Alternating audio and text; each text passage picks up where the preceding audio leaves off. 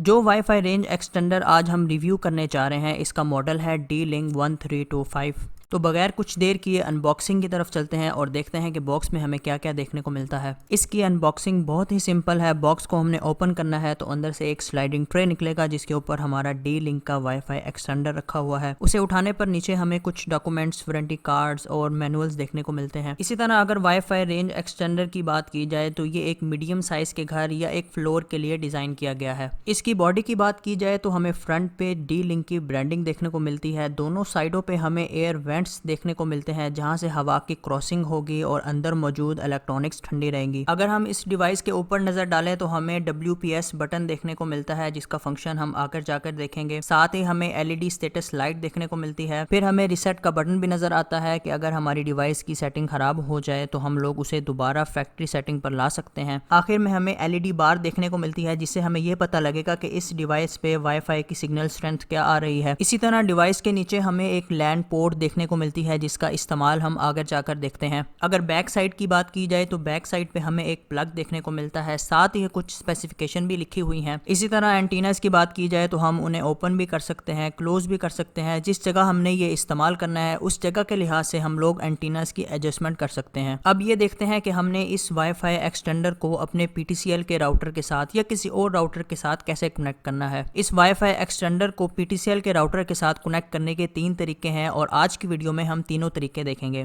तो सबसे पहले आसान तरीके की तरफ चलते हैं। जिस कमरे में या जिस जगह पर आप अपना PTCL का राउटर इस्तेमाल करते हैं आपने उस कमरे में जाकर इस वाईफाई एक्सटेंडर को लगा देना है। जब आपका वाईफाई एक्सटेंडर ऑन हो जाएगा तो एक रेड कलर की LED ब्लिंक करना शुरू कर देगी जिसका मतलब है कि ये वाईफाई के सिग्नल तलाश कर रही है। फिर आपने अपने PTCL के राउटर के पास जाना है और PTCL के राउटर की बैक साइड पे आपको एक बटन नजर आएगा जिसके ऊपर लिखा होगा WPS। उसको आपने क्लिक कर देना है। बटन को प्रेस करने के बाद आपके PTCL के राउटर पर एक लाइट ऑन हो जाएगी जिसका मतलब ये है कि वाईफाई प्रोटेक्टेड सेटअप ऑन हो चुका है। इसी तरह आपने अपने वाईफाई एक्सटेंडर के पास दोबारा वापस जाना है और उसके ऊपर भी WPS का बटन प्रेस करना है। ये सब कुछ करने के बाद आपके वाईफाई एक्सटेंडर पर ग्रीन कलर की LED ब्लिंक करना शुरू कर देगी जिसका मतलब ये है कि वाईफाई एक्सटेंडर को सिग्नल मिल चुके हैं और अब वो कनेक्शन परफॉर्म कर रही है। जैसे ही वाईफाई एक्सटेंडर का कनेक्शन कंप्लीट हो जाएगा आपको इसकी LED बार पर सिग्नल नजर आना शुरू हो जाएंगे। इसका पासवर्ड वही होगा जो आपके PTCL राउटर का चल रहा है और इसके नाम के साथ एक्सटेंशन लिखा होगा। जैसा कि आप देख सकते हैं कि मेरे PTCL के राउटर का नाम मिस्टर अली है और जो मैंने वाईफाई एक्सटेंडर बनाया है उसका नाम मिस्टर अली एक्सटेंशन है। अब चलते हैं दूसरे तरीके की तरफ जिसमें हम इसके वाईफाई का नाम और पासवर्ड भी चेंज कर सकेंगे। उसके लिए आपको एप्लीकेशन डाउनलोड करनी पड़ेगी जिसका नाम है QRS। ये एप्लीकेशन iOS और Android दोनों पर अवेलेबल है। एप्लीकेशन को डाउनलोड करने के बाद आपने वाईफाई सेटिंग में जाकर अपने मोबाइल को वाईफाई एक्सटेंडर से कनेक्ट करना है। जब आप अपना वाईफाई एक्सटेंडर पहली दफा ऑन करते हैं तो बाय डिफॉल्ट उसका एक वाईफाई नेम और पासवर्ड होता है जो इसकी बैक साइड पर आपको लिखा हुआ नजर आ जाएगा। वही पासवर्ड इस्तेमाल करते हुए आपने अपने वाईफाई एक्सटेंडर से कनेक्ट हो जाना है। उसके बाद आपने QRS मोबाइल ऐप को ओपन करना है, फिर स्टार्ट के बटन पर क्लिक करना है। इसी तरह आपने नेक्स्ट के बटन पर क्लिक करना है और ये स्कैनिंग करके आसपास जितने भी वाईफाई नेटवर्क्स मौजूद होंगे ये आपको लिस्ट में दिखा देगा। इस लिस्ट में से आपने वो वाईफाई नेटवर्क सिलेक्ट कर लेना है जिसे आप फर्दर एक्सटेंड करना चाहते हैं। मैंने मिस्टर अली को सिलेक्ट किया है। फिर आपने उसका पासवर्ड लगाना है और नेक्स्ट पे क्लिक करना है।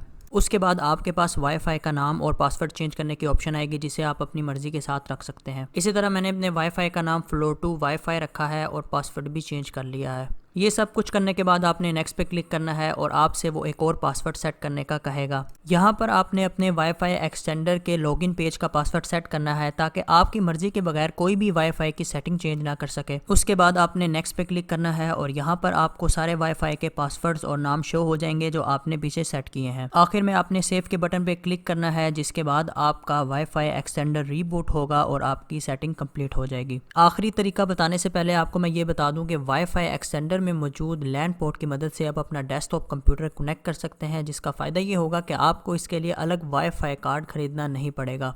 अब चलते हैं तीसरे तरीके की तरफ जिसमें हम अपना डेस्कटॉप और लैपटॉप कंप्यूटर इस्तेमाल कर सकते हैं। आपने अपने वाईफाई एक्सटेंडर को कंप्यूटर के साथ वाईफाई या लैन पोर्ट के साथ कनेक्ट कर लेना है।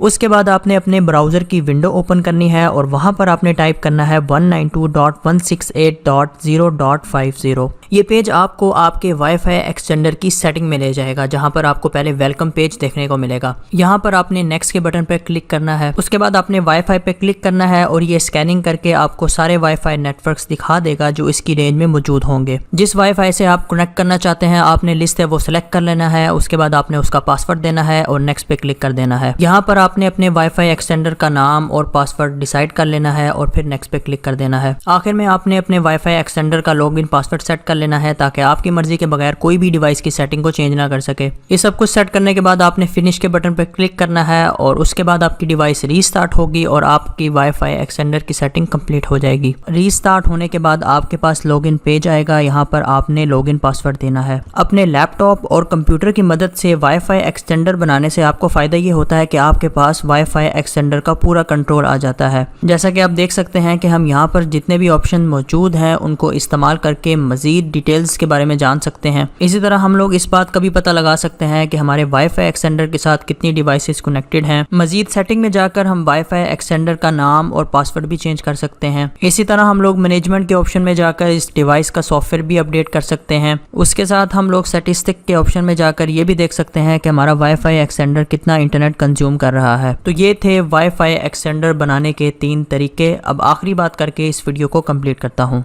अब मैं एक सवाल का जवाब देना चाहूँगा कि ये कैसे पता लगेगा कि इस डिवाइस की वाईफाई रेंज कितनी है, मतलब ये कितनी दूर तक वाईफाई के सिग्नल लेकर जा सकती है। इस सवाल का जवाब काफ़ी ज़्यादा चीज़ों पर डिपेंड करता है। मतलब जिस कमरे में ये डिवाइस लगी हुई है उस कमरे में खिड़कियों की तादाद कितनी है, उस कमरे का दरवाज़ा बंद है या खुला हुआ है, उस कमरे के अंदर इलेक्ट्रॉनिक्स डिवाइसेस कितनी मौजूद हैं, उस कमरे में कोई ओवन तो नहीं इस्तेमाल हो रहा है जो इंटरफेरेंस क्रिएट कर रहा है इस डिवाइस के लिए, या फिर साथ वाले हमसायों के जो वाईफाई आ रहे हैं वो इस डिवाइस के साथ इशू क्रिएट कर रहे हैं, इस डिवाइस की जो ज़मीन से ऊंचाई है वो कितनी है, इस कमरे की जो दीवारें हैं वो कंक्रीट की हैं, वो ईंटों की हैं या लकड़ी की बनी हुई हैं, या फिर इस डिवाइस के जो एंटीनाज हैं उनकी पोजीशन क्या है।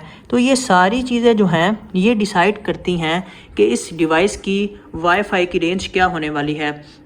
वैसे कंपनी की तरफ से एक मखसूस रेंज बताई जाती है, लेकिन जिस जगह पर डिवाइस इस्तेमाल हो रही है वो काफ़ी ज़्यादा इम्पैक्ट डाल देती है वाईफाई सिग्नल्स पे। ज़रूरी नहीं कि हम लोग वाईफाई एक्सटेंडर की बात करें, अगर सेम आपकी PTCL डिवाइस के लिए भी अप्लाई होता है। अगर आपकी PTCL की डिवाइस भी ऐसी जगह पर पड़ी हुई है जहाँ पर दरवाज़ा बंद है, जहाँ पर कोई खिड़की नहीं है, तो इसके भी सिग्नल पूरे घर तक नहीं जा सकते। ये जो अभी मैंने आपको जितनी भी बातें बताई हैं ये सारी बातें मैंने एक नई वीडियो में कवर की हैं।